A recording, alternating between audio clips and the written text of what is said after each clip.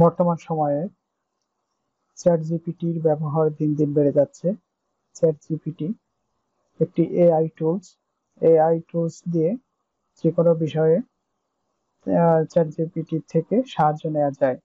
তো আমরা আজকে চ্যাট চ্যাট জিপিটি এবং ক্যানভা সফটওয়্যার ব্যবহার করে ব্যাকগ্রাউন্ড কালার এবং টেক্সট কালারের মধ্যে একটা প্রফেশনাল আইডিয়া দেখব। এর জন্য প্রথমে চ্যাট জিপিটি ওয়েবসাইটে যেতে হবে। এরপর চ্যাট জিপিটি কে আমরা যে কাজটা করতে চাচ্ছি এর জন্য তাকে মেসেজ দিতে হবে। তো আমরা একটা প্রশ্ন রেডি করে রাখছি অলরেডি। এখানে আমরা চ্যাট জিপিটি কে একটা মেসেজ দিচ্ছি যে ব্যাকগ্রাউন্ড কালার সাথে টেক্সট কালার সমন্বয় করে 10টা কালারের কম্বিনেশন দেওয়ার জন্য পৃথক পৃথক। তো অলরেডি চ্যাট জিপিটি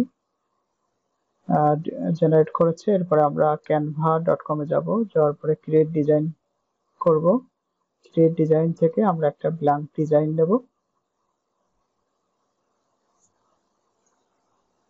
তো আমাদের একটা হোয়াইট পেজ ব্ল্যাঙ্ক ডিজাইন চলে আসছে।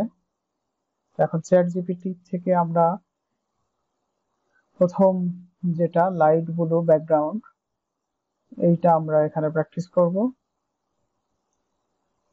ব্যাকগ্রাউন্ড ব্ল্যাঙ্ক ডিজাইনে ক্লিক করে কালার অপশনে গেলাম।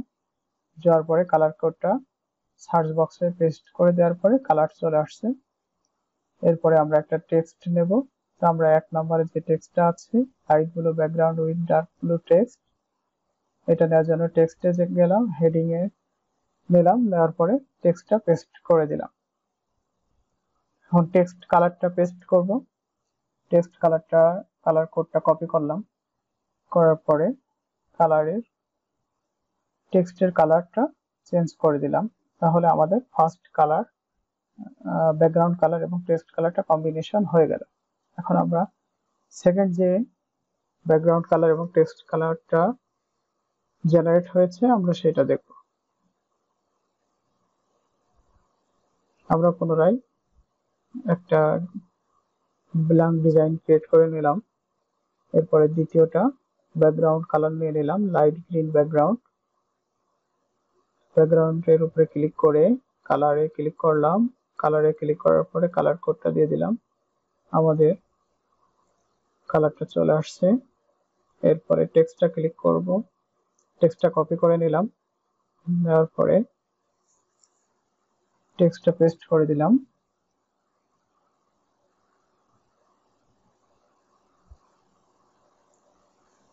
এখন আমরা টেক্সট কালারের কোডটা কপি করলাম, ডার্ক গ্রিন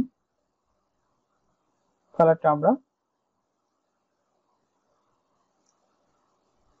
চেঞ্জ করে দিলাম।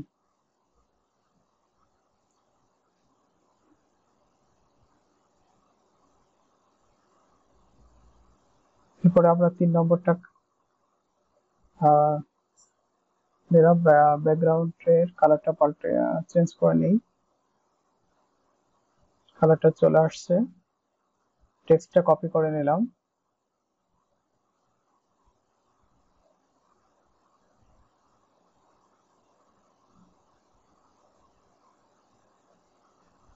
এরপরে টেক্সট কালার কোডটা কপি করে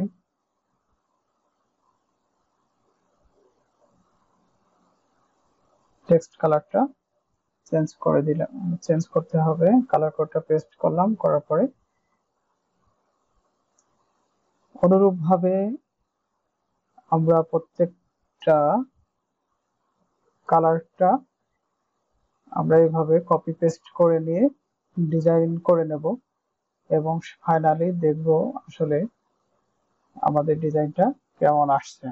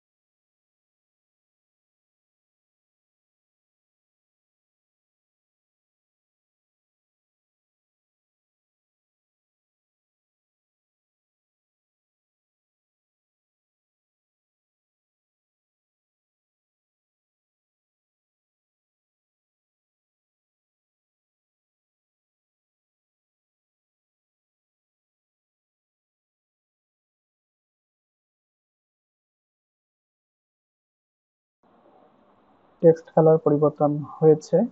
আমরা একে একে এখন স্লাইডগুলো দেখে নেব।